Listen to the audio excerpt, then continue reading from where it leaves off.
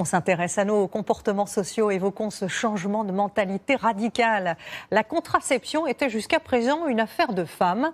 Eh bien, certains hommes ont décidé d'assumer cette contrainte. C'est notre enquête de ce soir et elle est signée Marine Brossard et Romain Reverdy. Pour beaucoup, c'est une expérience nouvelle. Je t'explique grosso modo. En fait, une machine à coudre, ça fonctionne avec 2 fils.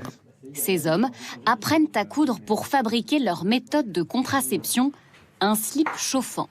Ça ressemble à ça.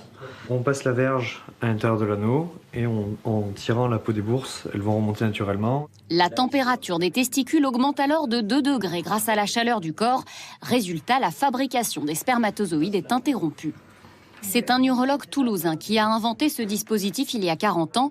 Et si vous doutez du confort de ce sous-vêtement, Erwan Taverne, lui, n'a aucun problème à le porter 15 heures par jour depuis maintenant 5 ans. À vrai dire, je trouve ça bien plus simple de me contracepter que de porter mes lunettes.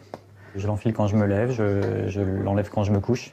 Chaque semaine, ce professeur de physique-chimie organise ses ateliers. Les participants ont entre 25 et 40 ans. Ils sont là parce qu'ils refusent que la contraception repose uniquement sur leur compagne. J'ai espoir qu'elle puisse être un peu plus tranquille, de partager la chose. Ici, ils partagent un même sentiment, celui d'être comme investis d'une mission pour l'égalité.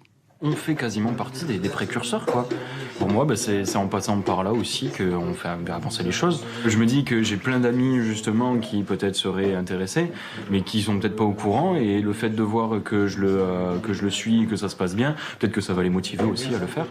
L'organisateur insiste, ce moyen de contraception est encore expérimental. Les hommes qui le portent doivent être suivis par un médecin.